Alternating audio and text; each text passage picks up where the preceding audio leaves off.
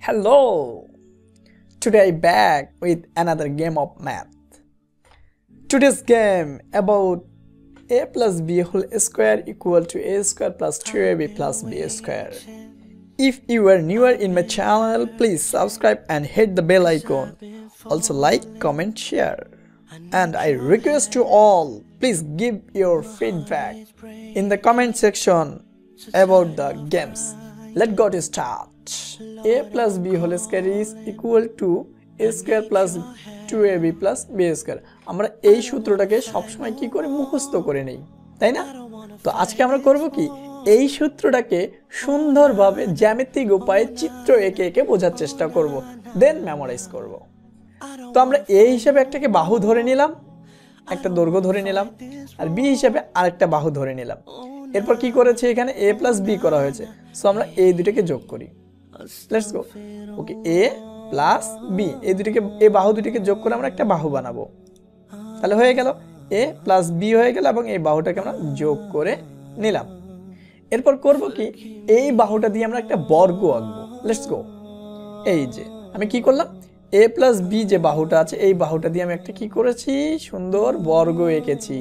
ওকে, এরপর আমি কি করব, যেহেতু এটা একটা বর্গ, তাহলে এই বর্গের একটা ক্ষেত্রফল নির্ণয় করব। তাহলে এই বর্গের ক্ষেত্রফল ইকুয়াল টু কি, আমরা জানি বর্গের ক্ষেত্রফল ইকুয়াল টু বাহুর উপর স্কয়ার। তার মানে a plus b এর উপর যদি আমি স্কয়ার দিয়ে দেই, তাহলে কি পাবো, আমরা a বর্গের ক্ষেত্রফল পাবো।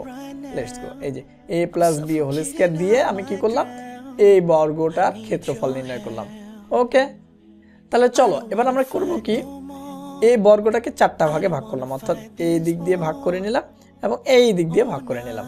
তাহলে কি পেলাম, চারটা চতুর্ভুজ পেয়ে গেলাম।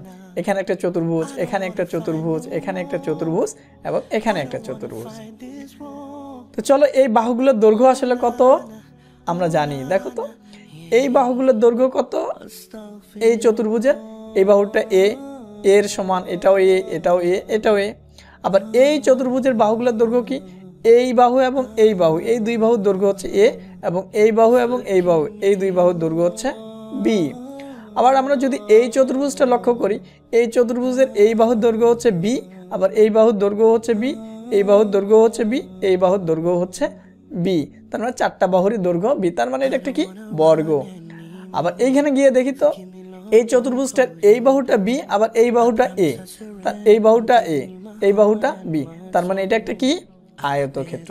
তাহলে আমরা যে চারটা চতুর্ভুজ পেয়েছি, সেটা হচ্ছে এটা একটা বর্গ, এটা একটা আয়তক্ষেত্র, এটা একটা বর্গ, এটা একটা আয়তক্ষেত্র। তাহলে চলো, এই চতুর্ভুজটার আমরা ক্ষেত্রফল নির্ণয় করব, আবার এই চতুর্ভুজটার ক্ষেত্রফল নির্ণয় করব, আবার এই চতুর্ভুজটারও ক্ষেত্রফল নির্ণয় করব, এই চতুর্ভুজটারও ক্ষেত্রফল নির্ণয় করব। যেহেতু এটা একটা বর্গ, তাই এর ক্ষেত্রফল ইকুয়াল টু কি হবে, এই বাহু গুণন এই বাহু। তাহলে চলো আমরা ক্ষেত্রফলগুলো দেখে নেই। এই যে এই চতুর্ভুজটার ক্ষেত্রফল হবে এই বাহুর গুণ এই বাহু, তাহলে a গুণন a মানে a স্কয়ার। আবার এই চতুর্ভুজটার ক্ষেত্রফল বা এই আয়তক্ষেত্রের ক্ষেত্রফল হবে কি, এই বাহু গুণন এই বাহু, তাহলে এই বাহুর দৈর্ঘ্য হচ্ছে কত b, আর এই বাহুর দৈর্ঘ্য হচ্ছে a, তাহলে a গুণন b সমান কি ab। আর যেহেতু এটা একটা বর্গ, এই বাহুটা হচ্ছে b, আবার এই বাহুটা হচ্ছে b, তার মানে এই বাহু গুণন এই বাহু, তার মানে বাহু গুণন বাহু, অর্থাৎ বাহু স্কয়ার। আবার হচ্ছে এই আয়তক্ষেত্রের ক্ষেত্রফল হবে কি, এই বাহু গুণন এই বাহু, তার মানে কি a গুণন b, তার মানে ইকুয়াল টু কি হবে ab। ওকে, তার মানে আমরা ক্ষেত্রফল পাইলাম কি, এই বর্গের ক্ষেত্রফল হচ্ছে a স্কয়ার, এই চতুর্ভুজের বা এই আয়তক্ষেত্রের ক্ষেত্রফল হচ্ছে ab, এই বর্গের ক্ষেত্রফল হচ্ছে b স্কয়ার, আর এই আয়তক্ষেত্রের ক্ষেত্রফল হচ্ছে ab। তো আমরা অলরেডি বের করে রাখছি, এই যে পুরা যে বর্গটা ছিল তার ক্ষেত্রফল হচ্ছে এইটা। আবার আমরা এর ভিতর চারটা চতুর্ভুজ পেয়েছি, তো এই চারটা চতুর্ভুজের ক্ষেত্রফলগুলো কি a square ab, b square ab। তো এগুলো আমরা একটু যোগ করে নিই। যোগ করলে কি পাই, এটা হচ্ছে a স্কয়ার, আবার ab, আবার ab, আবার b স্কয়ার, এই যে b স্কয়ার। অর্থাৎ এই চারটা চতুর্ভুজের ক্ষেত্রফল যোগ করলে আমরা কি পাবো, এই পুরা বর্গের ক্ষেত্রফল পেয়ে যাব। তাই আমি এই চারটা চতুর্ভুজের ক্ষেত্রফল যোগ করে নিলাম। এরপর চলো, যোগ করলে কি হয়, a square plus ab plus ab plus b square. তো যেহেতু আমরা দেখতেছি দুইটা ab আছে, একটা ab, এই একটা ab, তাহলে কি হবে 2ab। এই যে আমার a square plus 2ab plus b square. দেখো তো আমরা এই সূত্রটা চিনি কিনা, তার মানে এই অংশটা ইকুয়াল টু আমরা পাইলাম কি, এই যে আমার a square plus 2ab plus b square, তাই না? তাহলে আমরা ফাইনালি পাইলাম কি a plus b whole square equal to a square plus 2ab plus b square, তাই না? তাহলে আমরা সুন্দরভাবে জ্যামিতিক উপায়ে এই সূত্রটাকে প্রুফ করে দিলাম। অনেক মজার না?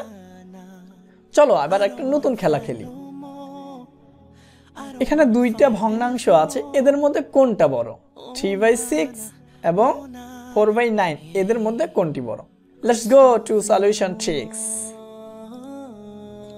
If you are newer in my channel, please subscribe and press the bell icon. Also like, comment, share and also give the feedback about the video. Okay, চলো solution tricks টা হচ্ছে কি, আমরা কি করব, প্রথমে এই ভগ্নাংশের লবের সঙ্গে এই ভগ্নাংশের হরটা গুণ করে দেব, অর্থাৎ 3 × 9, 3 × 9, তাহলে কত হয় 27।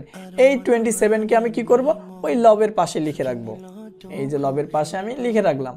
ওকে, এবার আমরা কি করব, 6 × 4, এই দুটো গুণফল নির্ণয় করব, তাহলে তার মান কত 24। এই মানটা আমরা কি করব, এইটা লবের উপরে রেখে দেব, অর্থাৎ যখন যেটা গুণ করি না কেন, যে দিক দিয়ে করি না কেন, লবের পাশে পুরো মানটা রেখে দেবো। যেমন এই ভগ্নাংশের লবটা এখানে ইউজ হয়েছে, সো এর পাশে এই মানটা বসবে। আর আগে যখন এই দিক দিয়ে গুণ করেছিলাম, যেহেতু এই ভগ্নাংশের লবের ব্যবহার হয়েছে, তাই এখানে মানটা বসাবো। এখন আমরা একটু দেখি এই 27 এবং 24 এর মধ্যে কোনটা বড়। Which gate are between 27 and 24? দেখেই বুঝতে পারছি 27 is greater than 24, তাই না? 27 24 এর চেয়ে বড়, তাই আমরা বলবো কি 3/6 is greater than 4/9, অর্থাৎ যেহেতু এই সংখ্যাটা বড়, তার মানে হচ্ছে এই ভগ্নাংশটা বড় এইটার তুলনায়। ওকে, তোমরা ক্যালকুলেটরে টেস্ট করতে পারো। ওকে, ক্যালকুলেটরে এটা টেস্ট করে দেখতে পারো, এই ভগ্নাংশটা এই ভগ্নাংশের চেয়ে অনেক বড়। Let's go more example. আমরা আরেকটা एग्जांपल দেখি, 23/29 ও 15/18 এর মধ্যে কোনটা বড়। Same process.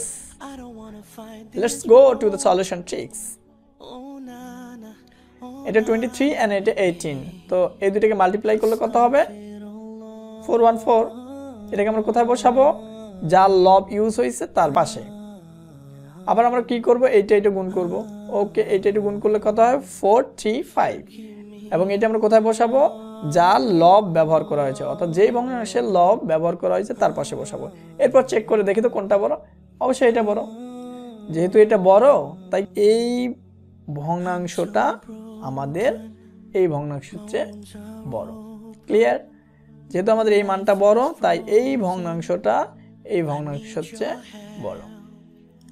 কেমন লাগলো ভিডিওটি অবশ্যই কমেন্ট করে জানিয়ে দাও, আর যদি নতুন হয়ে থাকো please subscribe and hit the bell icon for more new updates.